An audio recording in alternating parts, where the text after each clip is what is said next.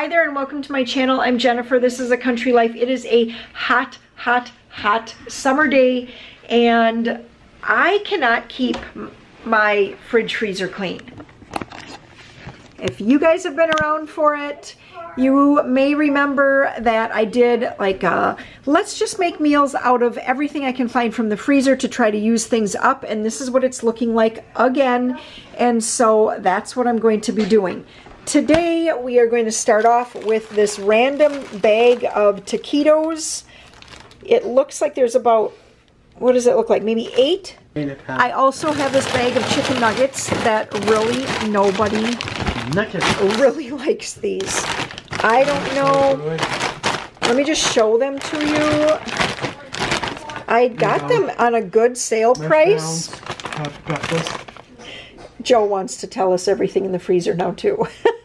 I don't remember anymore, but no one is here for them. They just don't feel like they get crunchy enough or something. All right, but I want to use those up. And I have a little bit of ham, so whoever wants a ham sandwich can do that. I might make this bag salad because I got that a couple days ago and we ate one, and you know how those bag salads are. You can't let them hang around for too long or they go bad. And then I do have 3 more of these little artisan lettuce heads for whoever wants to have the lunch meat sandwich.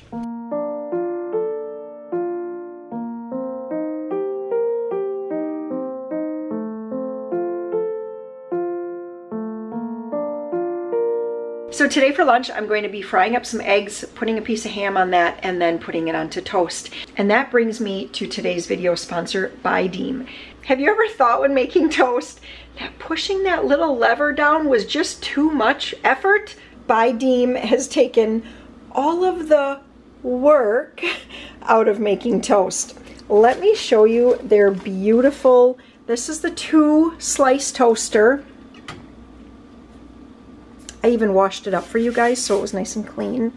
All right, this is just so neat. So it is set at a toasting level of 5. I'm going to press the button here and my toast is going to go down.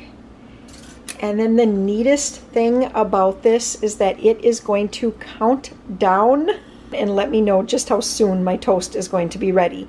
It has all the traditional settings, the bagel setting, which toasts it just perfectly for bagels. There's a muffin button. I have not used this, but I'm guessing this must be for like English muffins. The defrost in case you want to like thaw a couple pieces of bread quickly for making a sandwich. And then there's the reheat stage. As this toasts, I should just let you know another great feature. This cord is a full 7 inches longer than the cord on my old toaster. That is a plus, especially in an old home where you don't have as many outlets. It's not bad in our kitchen now because this is no, is this the new one? This must be the new one. We have an outlet actually back there as well. So we've brought the kitchen up to date, but it is nice if you do have an older kitchen and you don't have a lot of outlets. It's nice to have a long plug. And as you guys know, so many appliances are getting shorter and shorter and shorter cords. So I do appreciate a long cord. Perfectly toasted on that side and perfectly toasted on that side. So you can tell that your toast is getting closer and closer to being done because when the little bars fill back up, it only goes so high. And then after a few times of counting down here, it only goes up to there. And then after a few times, the bars will only go up so high.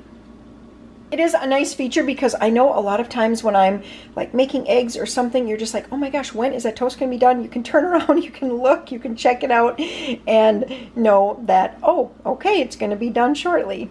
Comes in multiple different colors. I chose the ink gray just because I thought that it blended in nicely in my kitchen. But there are some other colors as well that are very pretty. By Deem is offering my viewers an exclusive 10% off code, so be sure to check the description box below, follow the link, use my code for 10% off. This is limited time. It's going to start today, September 30th, and go through October 9th. And 2 more slices of perfectly toasted and very, very hot toast. In case you are a family that needs the 4-slice toaster, I just want to show you the Bideen 4-slice as well. It is the retro style. Comes in a multitude, well, not a multitude, but I think it comes in about 3 or maybe 4 different colors. I'm going to have this set to 5. You know, this is the retro, when you actually have to like push the lever down. So anyway, we're going to get some more toast, or we're going to get some more bread toasted up here for our egg and ham sandwiches for lunch. This cord is also 7 inches longer than my old toaster. Just wanted to point that out for you. Again, nicely toasted, both sides. Thanks to Bideen for sponsoring today's video. It's Monday, let's get started on tonight's supper. So the first thing that I'm working on here is putting together 2 boxes of these scallop potatoes. I picked these up at Aldi. I typically keep a couple of these on hand so that when I have ham, I can make like a casserole. So 2 boxes of this with a bunch of leftover ham, sprinkle some cheese over the top, and put it in the oven for the amount of time that it says on the box. Actually, no, don't. Go longer, much longer than the 25 minutes. That's typically what I do with these, but we are getting it. I need to grocery shop, and so I'm just sort of pulling. I don't have any other potato thing at all, and I just knew that Warren would really like potatoes with chicken tonight, so I'm putting together 2 of these. I'm also putting together some Grandma's oven fried chicken. It's just a small package that I have here today. It was a package of legs here, and this was just about 2.3 pounds, so not a lot. And I have my flour mixture. Again, usually I do this like in a paper bag, but I didn't have one today. So I have a cup of just all-purpose flour in here, 2 teaspoons of paprika, a whole lot of black pepper. I know the recipe says a 1/4 teaspoon, but I just use my fresh ground pepper, and I just keep cranking and cranking until it looks like the amount I wanted. And then today, oh boy, call me crazy, but I changed it up just a tiny bit. I picked up a new chicken spice mix from the farmer's market on Saturday, and it's called something like chicken pot pie or something. I don't know. She makes all her own spice mixes, and I thought I'd give it a try. So I did 1 teaspoon of salt and 1 teaspoon of her chicken seasoning. Normally I would just do 2 teaspoons of salt, but I thought it'd be kind of fun to change it up because, you know, that's how I like to do things. Of course, Warren, on the other hand, would prefer that I just keep it the same all the time. But that's beside the point right now. Here I have 1 stick of butter melted, and then I'm just going to get my chicken here shook into the flour mixture and put it skin side down.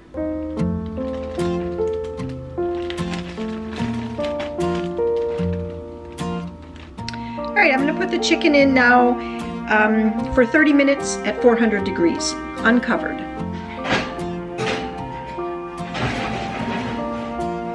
So there's only 29 seconds left on the chicken for the first 30 minutes. In the meantime, I have been trying. There's been 1,000 phone calls in the last half hour, but I do have some pork sausage in here cooking, and I have water coming to a boil here for some rotel. So we are going to have a couple extra people here for supper tonight, I think. Nick and his fiance came out, took Peter and Maria out goose hunting. They're not going to be until later though, probably like just as it's getting dark. So yeah, I just kind of thought that I was going to need something else because 10 chicken legs, it doesn't really go real far.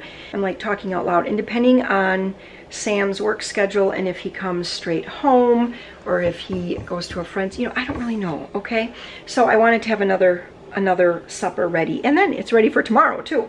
Very, very loosely, I'm going to do the pizza casserole. Basically, I'm going to do a pound of pork sausage, some onion, spaghetti sauce, salt, garlic powder, oregano, pepper. I'm going to do rotel instead of egg noodles. I have 1 package of pepperoni, and I'm going to do some shredded cheese. I'm just going to cook all of those things up. I'm going to layer it, and I'm just going to layer it in a glass pan and pop it in the oven to bake. And maybe that's what the hunters will have when they come in. I don't know how it's all going to go, but I'm just making a bunch.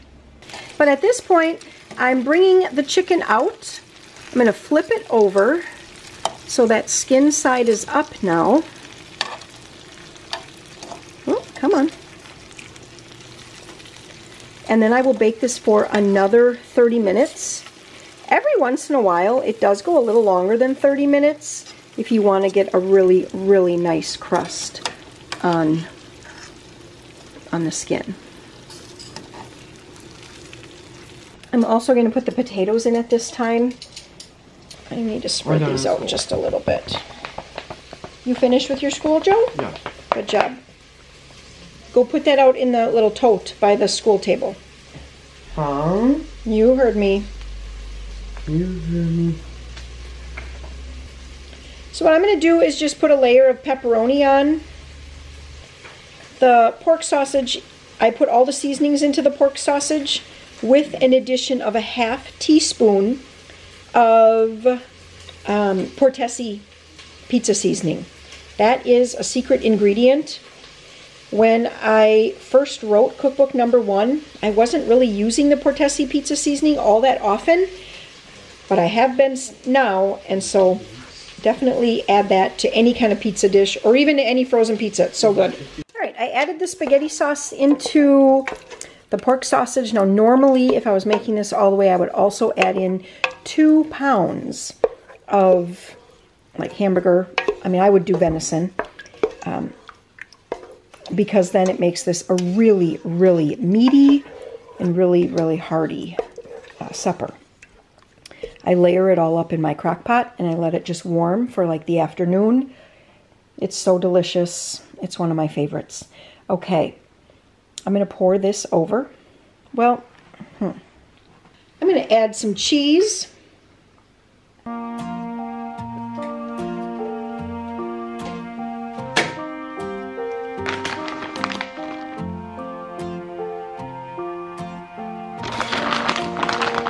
Right, so I just topped this with the mozzarella cheese then. So in the middle I put the Colby Jack mozzarella on top. I am going to put just a little bit more of the pepperoni on the top. And then what will happen is those will kind of crisp up as it bakes in the oven. All right, everything is done. Here are the potatoes. They did set up. I always recommends to let these set up for about 5 minutes once you take them out of the oven. Here's the pizza hot dish. And one thing I want to point out, see how this is kind of tall for my pan?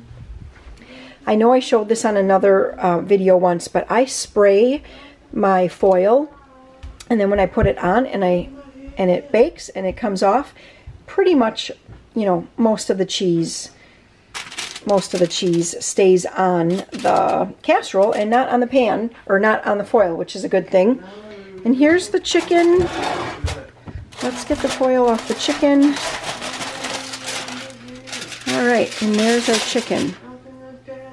If I was making a gravy, if I had like mashed potatoes, I would take the chicken out, add some water to this, and stir this all around, and then thicken it up for gravy. But since we already have kind of like a gravy-ish, I'm not going to do that. But that is a lot of really good flavor. And it is coming through a little darker on the camera screen, but it's just a nice deep golden brown. You want to put your plate nice and close? Yes, sir. Mm-hmm. You're going to take a little pizza hot dish too? How? Let me see. Yeah, that isn't the best spoon, is it? Do you want some more? Or you got it? Got it. Okay. Guys, can't believe how dry it is. So here we are, it's Wednesday already. I forgot that I was actually filming Meals of the Week. Last night happened to be McDonald's. It was Warren's youngest brother's birthday. And so anyway, we went up, picked him up, took him out to McDonald's for supper. And now today I am back into cooking. So I have 2 pounds of venison stew meat. And I'm just making this marinade here. This is the marinade. It is in cookbook number 1 on page 26. I'm not going to make them as kebabs. What I'm going to do, we're just going to like quick fry these on the Blackstone. But I did put all of the ingredients into here. So that's basically oil, soy sauce, honey, vinegar, ginger, garlic powder, some pepper, and then I did also add a little bit of this Montreal steak seasoning. And I'm going to get that all mixed up here, and then I'm going to open up my stew meat and get that poured in. So my meat is just froze enough where it's still kind of holding together here. So I'm just pulling apart kind of the chunks here and then turn this a couple times. There, yeah, even though the pieces are still icy, I can actually just pull them all right apart.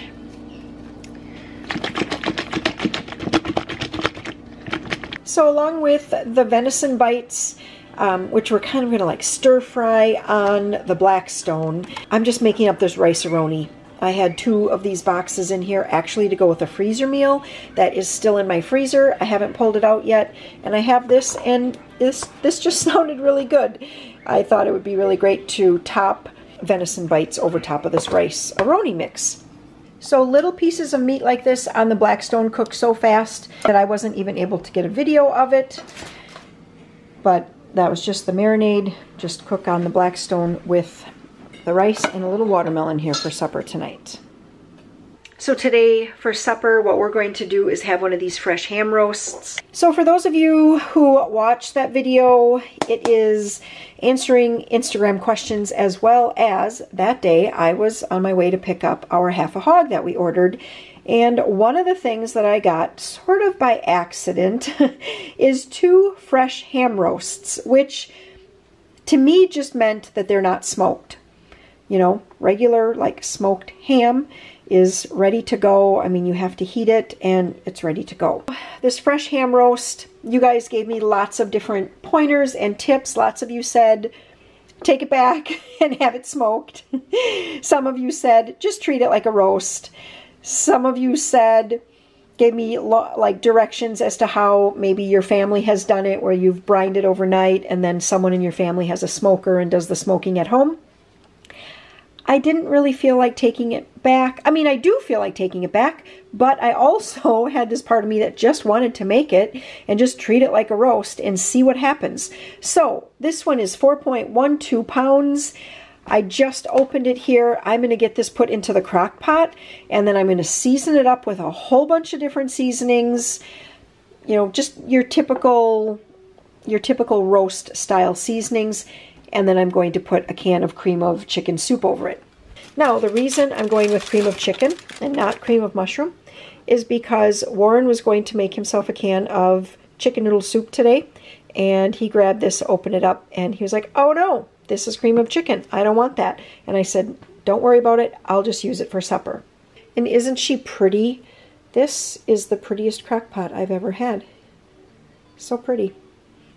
I'm going to put it with the fat side up. That just seems to make sense, so that as that fat cooks, it cooks down into the meat.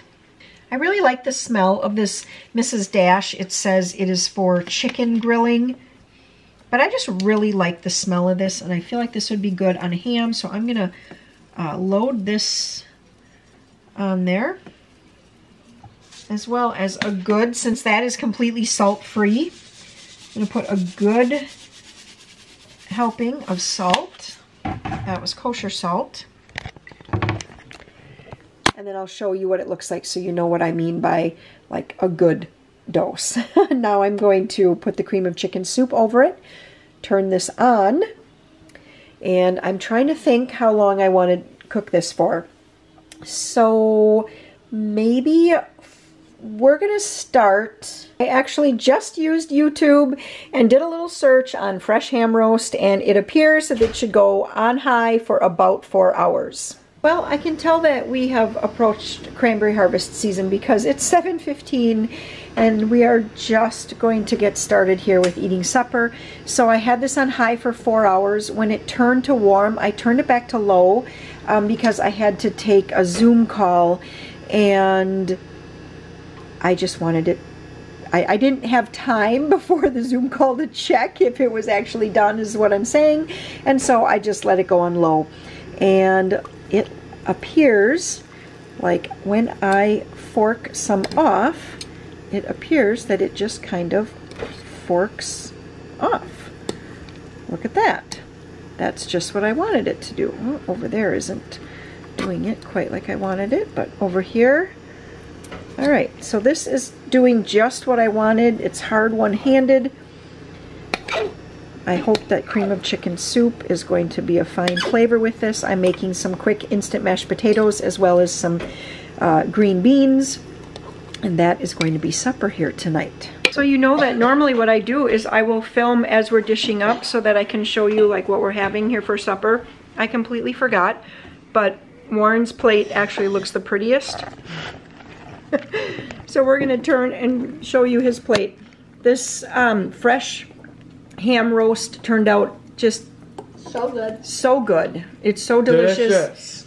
I mean, blah, blah, blah. It gets the word ham because it comes from the butt of the pig, but if you said that you were serving ham, no one would agree with you because it doesn't have that cured and smoked flavor. But it is so good. This is excellent. It is so tender. Cream of chicken soup was definitely the way to go over top of it. It just made a delicious gravy to go with the instant mashed potatoes. So we are loving this, and this is going to put us all right to sleep, I think.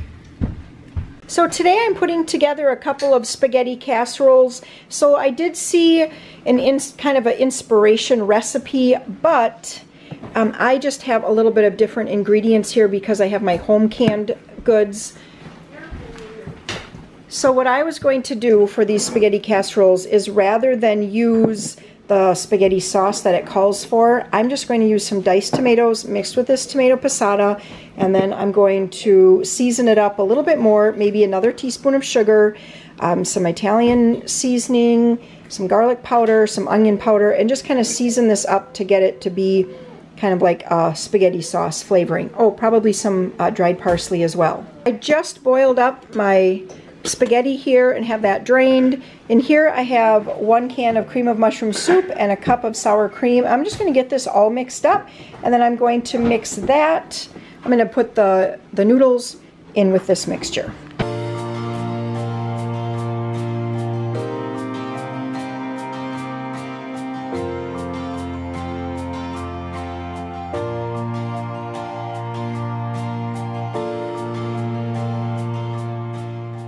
So at this point I have ground beef. We just bought a half a steer, so I have some ground beef here. I browned it up, and I'm going to wrap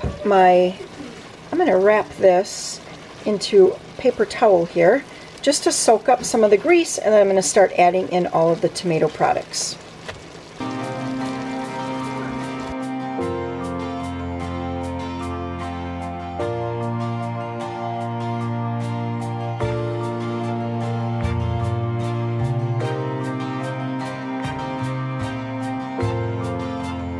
At this point, I'm just going to cook this for a little bit, bring it to a simmer here, because I just want to reduce this a bit.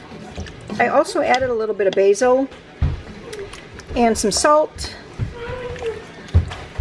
I'm going to add some pepper. I just haven't done that yet.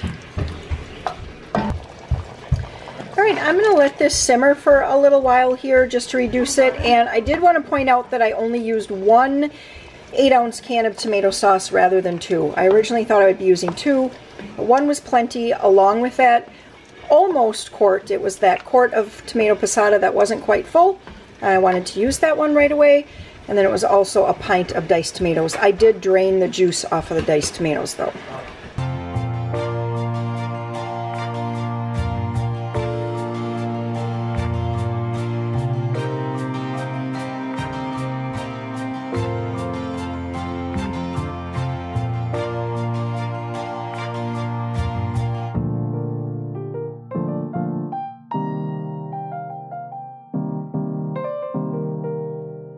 Now these will need to be covered and then baked in a 350-degree oven for about 30 minutes. If you're starting with them being hot. If you want to freeze these, then you're going to want to thaw it completely, and then if it's really cold, you're going to want to bake it for a full hour, covered with foil. So total, I ended up with 3 casseroles, not huge casseroles. This one I just put in the oven right now for 30 minutes. Maria and I just ate from this one. This is really good. It's got a nice, the spaghetti has a really nice creaminess to it. Maybe you remember when I made like that $1 million spaghetti, it kind of was it was a recipe that was going around for a while. And that was good, but it was so rich. I never made that recipe again because it just was so rich. This is actually just right with that mixture of the cream of mushroom soup and a little bit of sour cream. It's just creamy, but not over the top. So really, really good. I would highly recommend making this. I can't give you an exact recipe for what I did on the top because I used my home canned tomatoes, and you know, everybody seasons theirs up a little bit differently. So basically just kind of taste test your sauce, or just use spaghetti sauce and hamburger. I mean, that works too. It doesn't have to, you know, you don't have to make it all from completely homemade. Just season it up the way you like it, but make sure there's enough liquid so that when you put it over top of the spaghetti, it does kind of seep down into the spaghetti a little bit. And then just a good size handful of Colby Jack cheese, or really whatever your favorite cheese is, and really, really good.